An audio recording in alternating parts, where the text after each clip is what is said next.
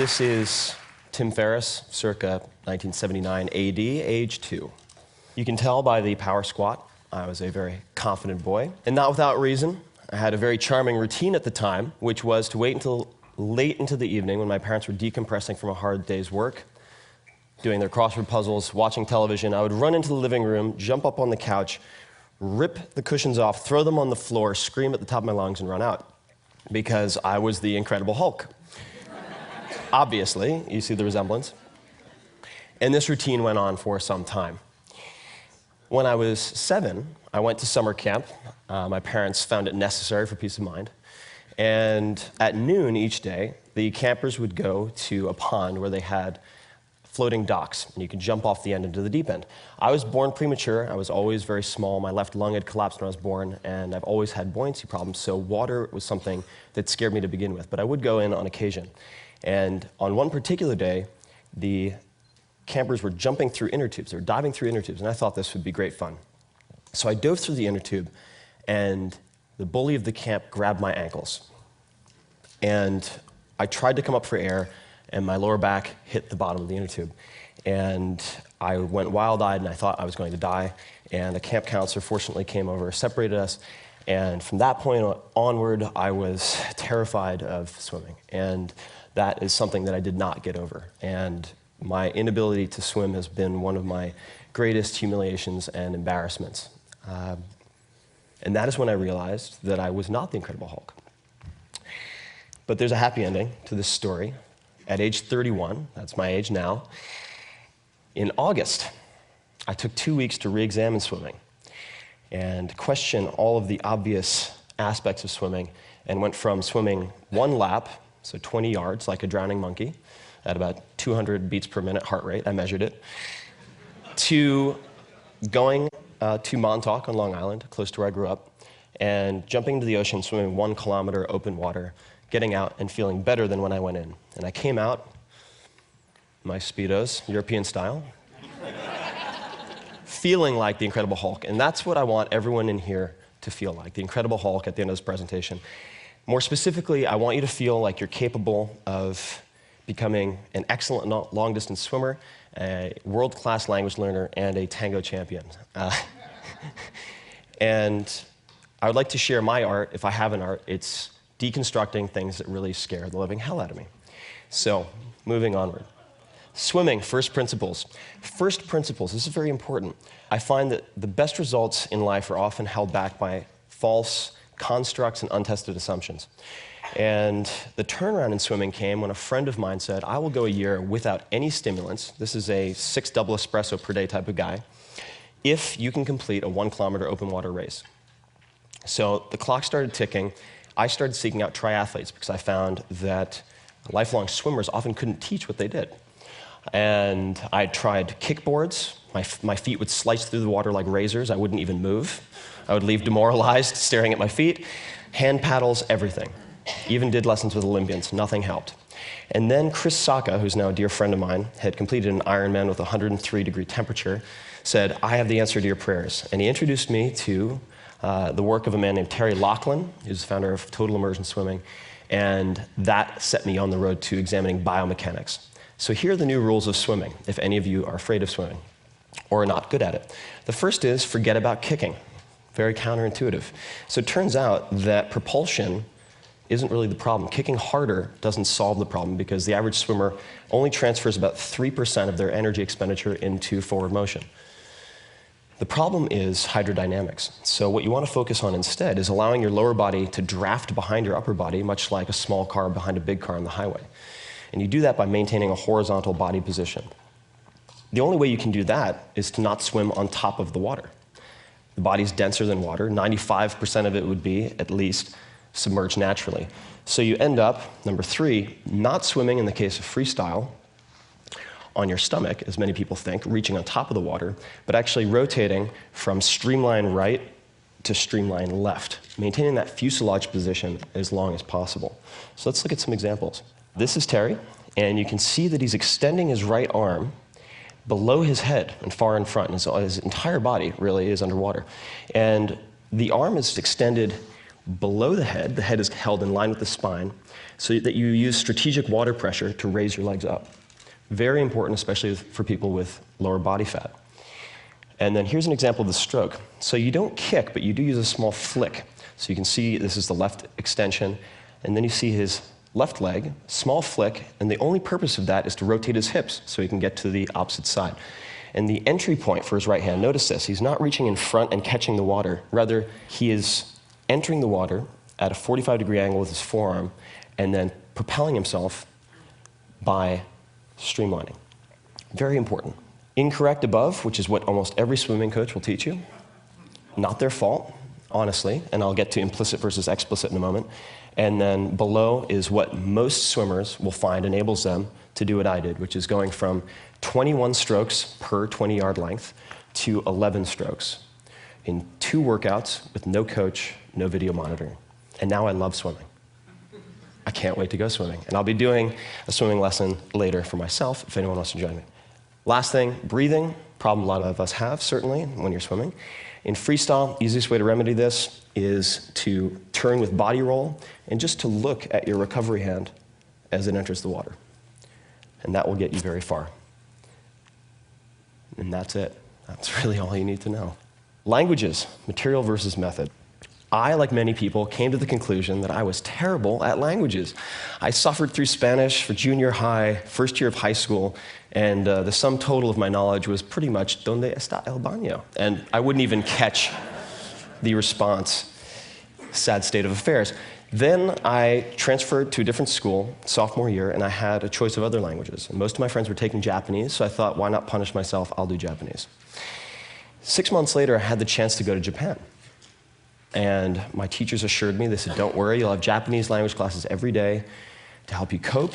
It'd be an amazing experience. My first overseas experience, in fact. So my parents encouraged me to do it. I left. I arrived in Tokyo, amazing. Couldn't believe I was on the other side of the world. Met my host family. Things went quite well, I think, all things considered. My first evening, before my first day of school, I said to my mother very politely, please wake me up at 8 a.m. So, 8時に起こしてください. But I didn't say 起こしてください. I said 8時に起こしてください. Pretty close.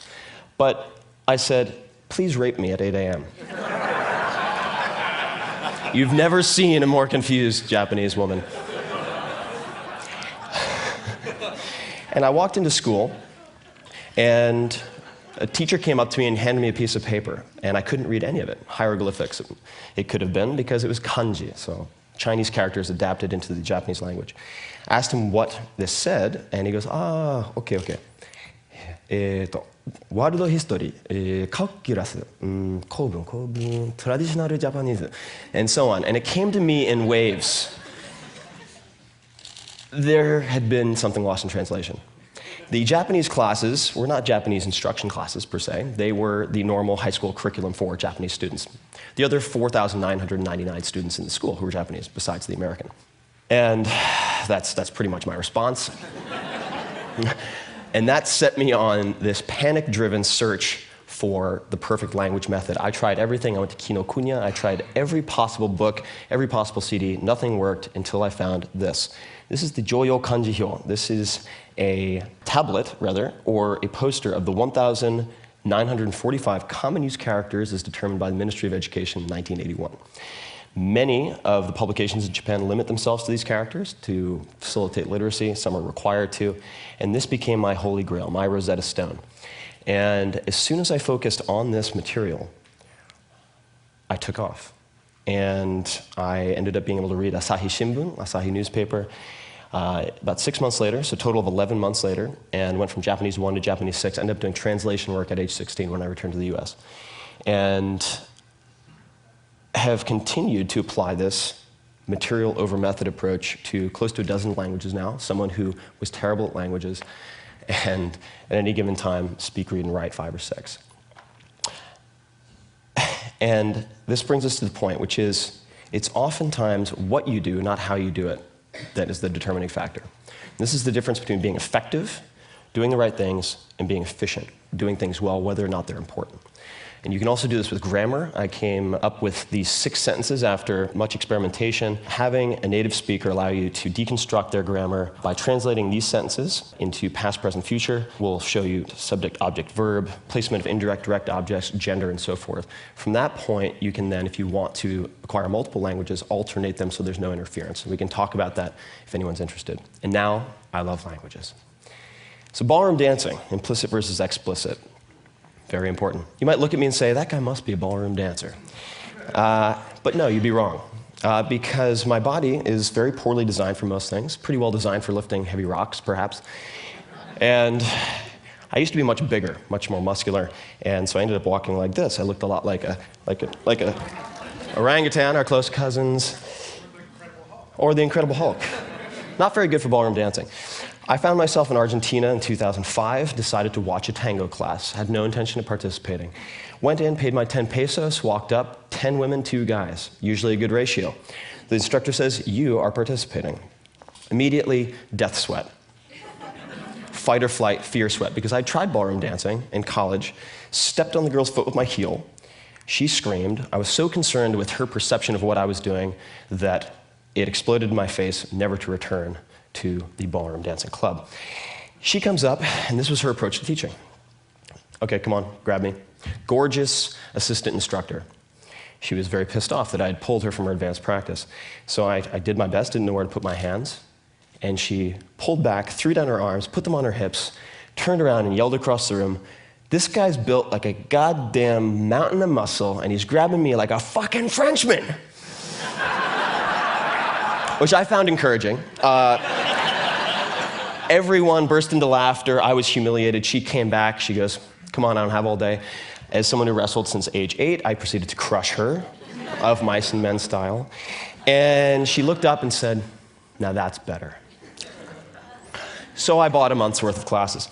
And proceeded to look at, I wanted to set competition, so I'd have a deadline. Parkinson's law, the complexity, perceived complexity of a task will expand to fill the time you allot it.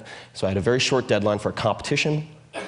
I got a female instructor first to teach me the female role, the follow, because I wanted to understand the sensitivities and abilities that the follow need to develop, so I wouldn't have a repeat of college. And then I took an inventory of the characteristics, along with her, of the capabilities and elements of different dancers who had won championships. And then I interviewed these people, because they all taught in Buenos Aires, and I compared the 2 lists. And what you find is that there's explicitly expertise they recommended, certain training methods, and then there were implicit commonalities that none of them seemed to be practicing. Now, the protectionism of Argentine dance teachers aside, I found this very interesting. So I decided to focus on 3 of those commonalities. Long steps, so a lot of milongueros, the tango dancers, will use very short steps, and I found that longer steps were much more elegant, so you can have, and you can do it in a very small space, in fact. Secondly, different types of pivots. Thirdly, variation in tempo. These seem to be the 3 areas that I could exploit to compete if I wanted to compete against people who've been practicing for 20 to 30 years. That photo is of the semifinals of the Buenos Aires Championships 4 months later. Then 1 month later, went to the World Championships, made it to the semifinal, and then set a world record following that 2 weeks later. I want you to see part of what I practiced. And I'm going to jump forward here, but this is the instructor that Alicia and I chose for the male lead. His name is Gabriel Misé, one of the most elegant dancers of his generation, known for his long steps and his tempo changes and his pivots. Alicia, in her own right, very famous. So I think you'll agree they look quite good together. Now, what I like about this video is it's actually a video of the first time they ever danced together because of his lead. He had a strong lead. And he didn't lead with his chest, which requires you lean forward. I couldn't develop the attributes in my toes, the strength in my feet to do that. So he uses a lead that focuses on his shoulder girdle and his arm. So he can lift the woman to break her, for example, as just one benefit of that. So then we broke it down. This would be an example of one pivot. This is a back step pivot. There are many different types, and I have hundreds of hours of footage, all categorized, much like George Carlin categorized his comedy. So using my arch nemesis, Spanish, no less, to learn tango. So fear is your friend. Fear is an indicator. Sometimes it shows you what you shouldn't do. More often than not, it shows you exactly what you should do. And the best results that I've had in life, the most enjoyable times, have all been from asking a simple question: what's the worst that can happen? Especially with fears that you gained when you were a child. Take the analytical frameworks, the capabilities you have, apply them to old fears, apply them to very big dreams. And when I think of what I fear now, it's very simple. When I imagine my life, what my life would have been like, without the educational opportunities that I had, it makes me wonder. And I've spent the last 2 years trying to deconstruct the American public school system to either fix it or replace it, and have done experiments with about 50,000 students thus far, built, I'd say, about a half dozen schools with my readers at this point. And if any of you are interested in that, I would love to speak with you. I know nothing, I'm a beginner, but I ask a lot of questions, and I would love your advice. Thank you very much.